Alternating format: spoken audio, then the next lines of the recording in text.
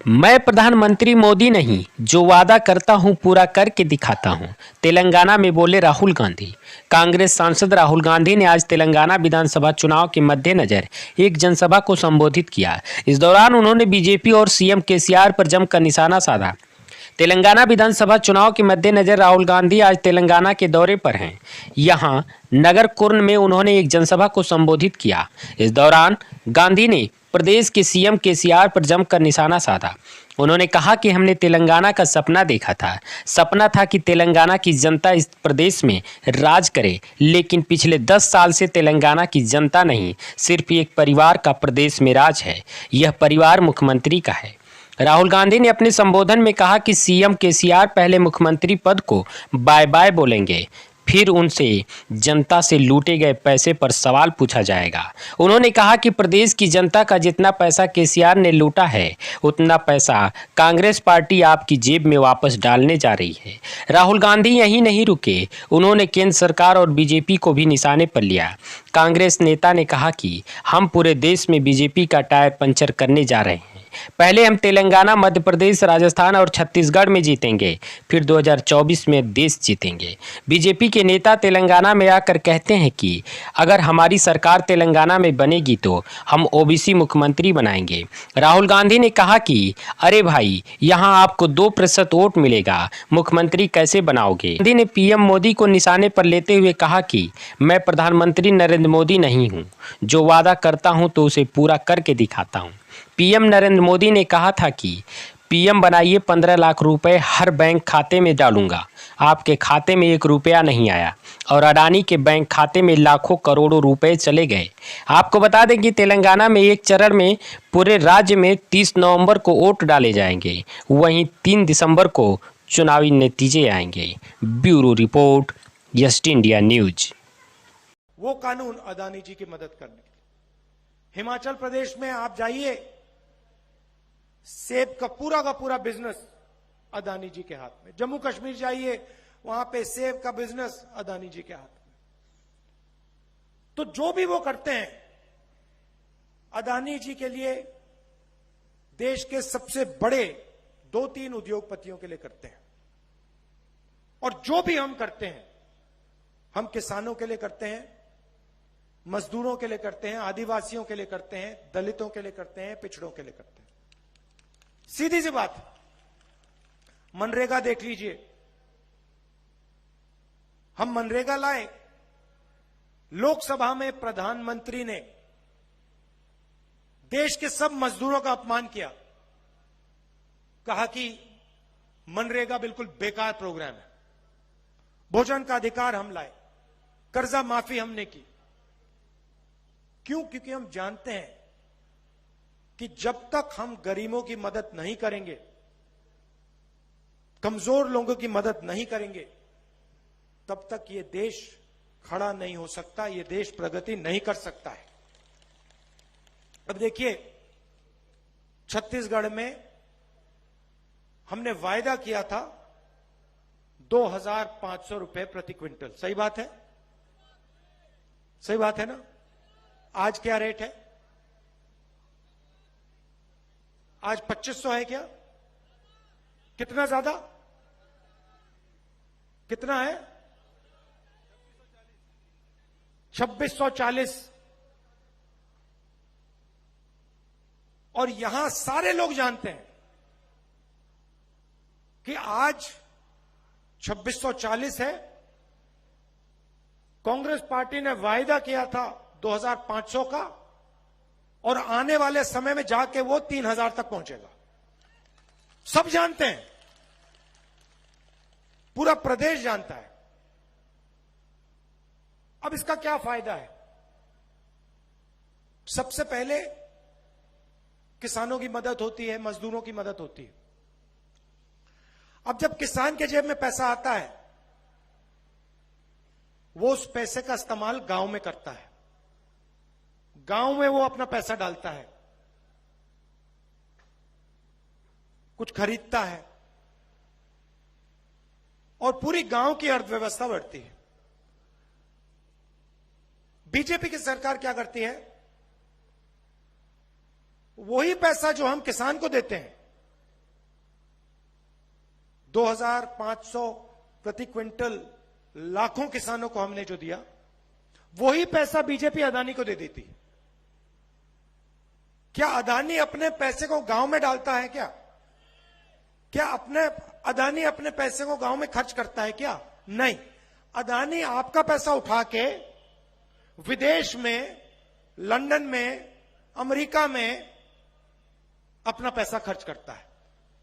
बड़ा मकान खरीदता है, बड़ी बड़ी कंपनियां खरीदता है। तो हम जो काम करते हैं आपकी अर्थव्यवस्था को चलाने के लिए करते हैं, आपकी मदद करने के लिए करते हैं। बिजली बिल हमने हाफ क्यों किया? बिजली बिल हमने हाफ किया, आपके जेब में पैसा आया, वही पैसा जो आपने बचाया उसको आपने खर्च किया। कहां खर्च किया? गांव में खर्च किया। गांव की अर्थव्यवस्था बढ़ी। छोटे छोटे शहरों में खर्च किया, छोटे शहरों की अर्थव्यवस्था बढ़ी। तो ये हमारी सोच है। अब देखिए, बीजेपी ने एक नई चीज चलाई है। बीजेपी के लोग कहते हैं, नरेंद्र मोदी जी कहते हैं जहां भी जाते हैं कि हम पिछड़ों की सरकार चलाते हैं, हम ओबीसी की सरकार चलाते हैं। अच्छा, तो अगर आप ओबीसी की सरकार चलाते हो और आप अपने हर भाषण में ओबीसी शब्द का प्रयोग करते हो, तो फिर आप ओबीसी कास्ट सेंसस से, जाति जनगणना से इतना क्यों डरते हो? अपने भाषणों में जाति जनगणना शब्द का प्रयोग क्यों नहीं करते हो? और जो हमने आंकड़े निकाले थे जब हमारी सरकार थी दिल्ली में, उनको आप रिलीज क्यों नहीं करते? क्योंकि आप जानते हो कि आज के हिंदुस्तान में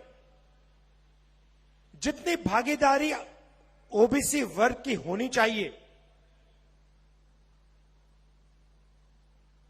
नहीं है। यह सच्चाई आप जानते हो, और इस सच्चाई को आप देश के ओबीसी युवाओं को नहीं बताना चाहते, उनसे आप यह सच्चाई छुपाना चाहते हो। भाइयों और बहनों, पार्लियामेंट में मैंने भाषण दिया, जाति जनगणना का भाषण था, तो मैंने आंकड़े निकाले। मैं आपको एक उदाहरण देना चाहता हूं।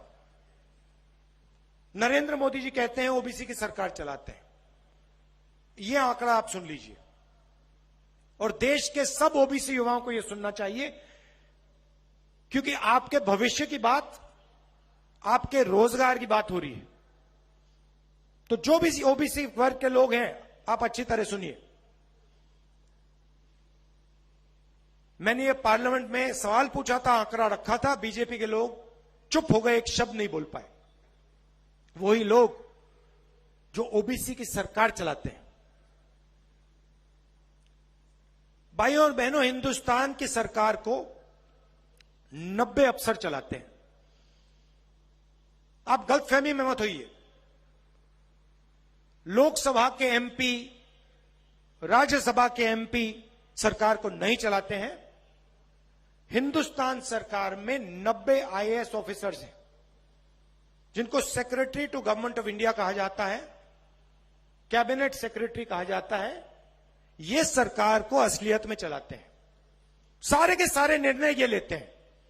मनरेगा में कितना पैसा जाएगा, सेना को कितना पैसा मिलेगा, वायुसेना को क्या मिलेगा, भोजन के अधिकार में क्या जाएगा, पूरा का पूरा पैसा,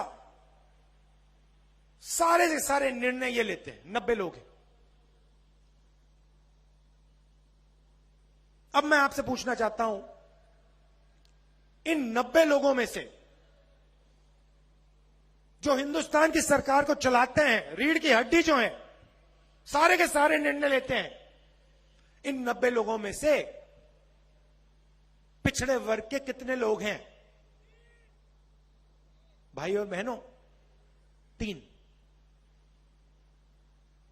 90 में से सिर्फ 3 लोग ओबीसी वर्ग के हैं। हिंदुस्तान का बजट तकरीबन 45 लाख करोड़ रुपए का है। 45 लाख करोड़ रुपए का है। उसमें से ये 3 अफसर सिर्फ 5% बजट पर निर्णय लेते हैं। अब मेरा सवाल है, क्या हिंदुस्तान में ओबीसी की आबादी सिर्फ 5% है? जहां भी जाते हैं हम, पिछड़े लोग मिलते हैं, ओबीसी लोग मिलते हैं, हर प्रदेश में मिलते हैं, देश की रीढ़ की हड्डी हैं, अलग अलग काम करते हैं। 5% हो ही नहीं सकते, सवाल ही नहीं उठता। कम से कम 50-55% ओबीसी वर्ग है हिंदुस्तान में। मगर यह सच्चाई नरेंद्र मोदी जी आपको नहीं बताना चाहते।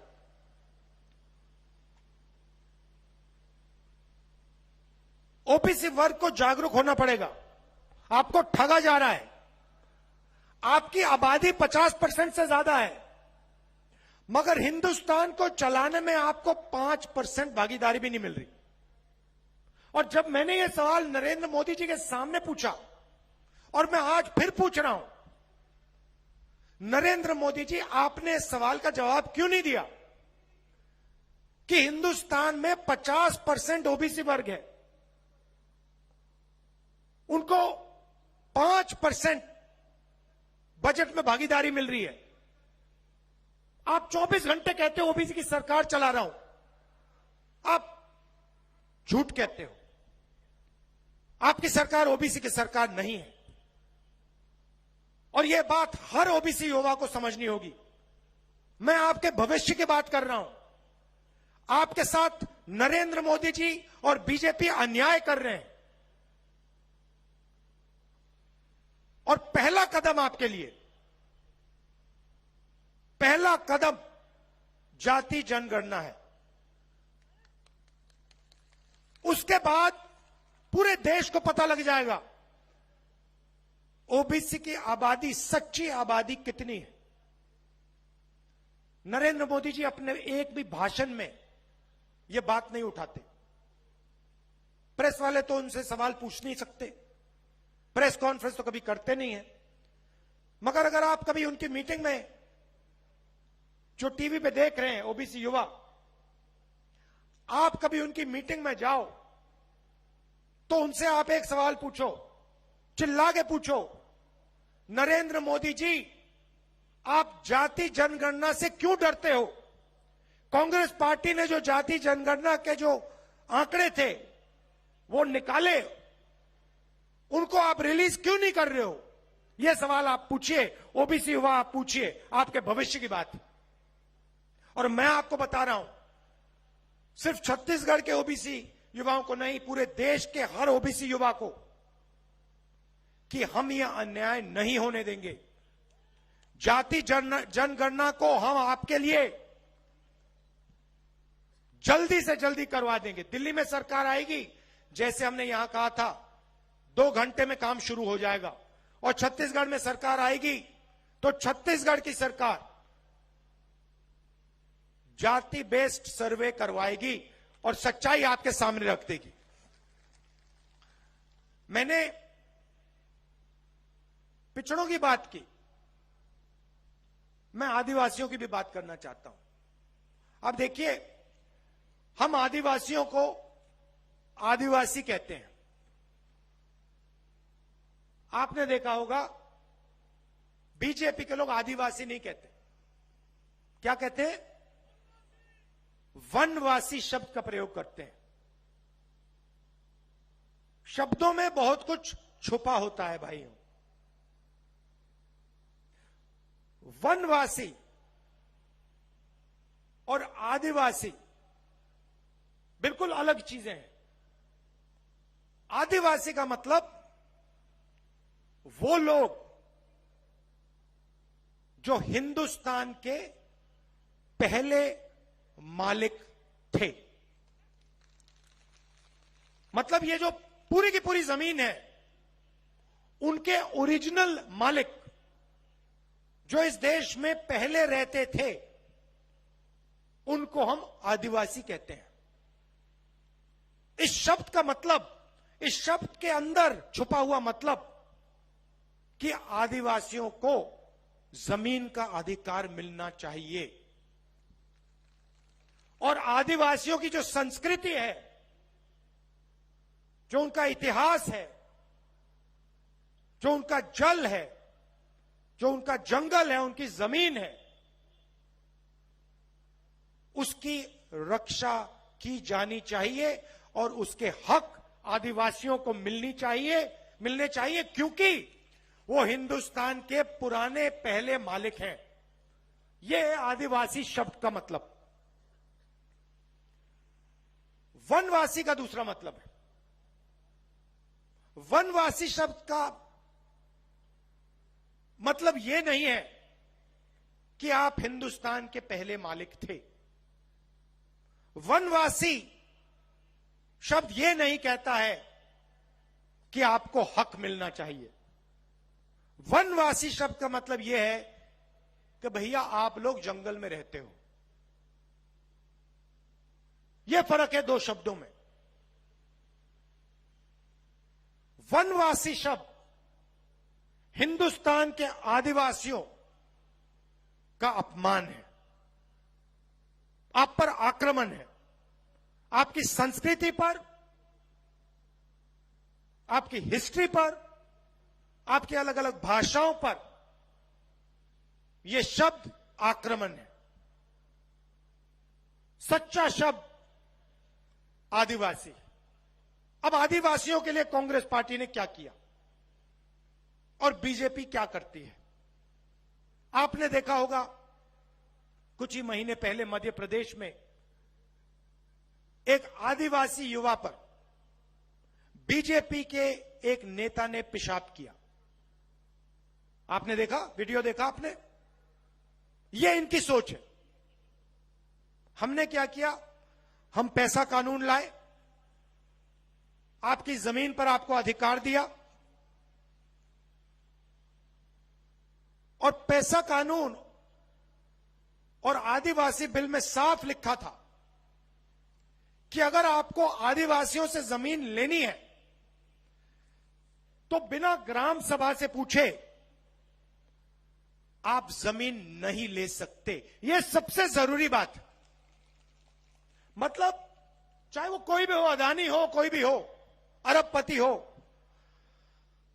अगर उसे आदिवासियों से जमीन लेनी है तो आदिवासियों से पूछकर, ग्राम सभा से पूछकर परमिशन लेकर जमीन ली जा सकती है, नहीं तो नहीं।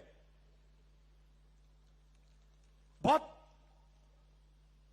बड़ा काम था। बीजेपी ने क्या किया?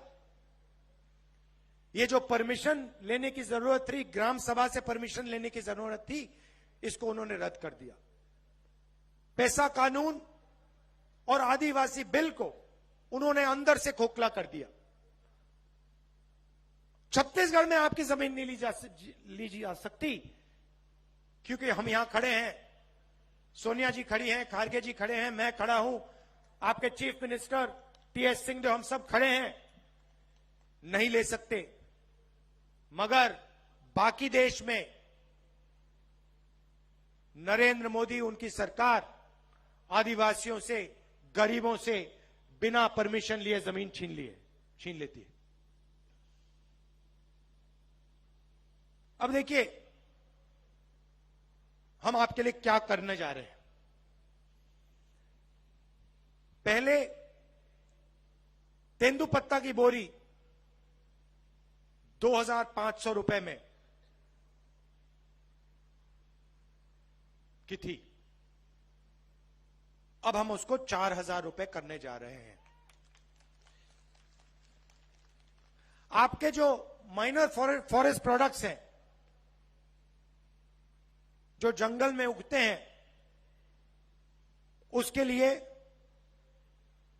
10 रुपए एक्स्ट्रा हम एमएसपी देने जा रहे हैं। अच्छा, एक और बात, बहुत जरूरी बात, जहां भी बीजेपी के नेता जाते हैं वो हिंदी की बात करते हैं, कहते हैं हिंदी सबसे जरूरी भाषा है,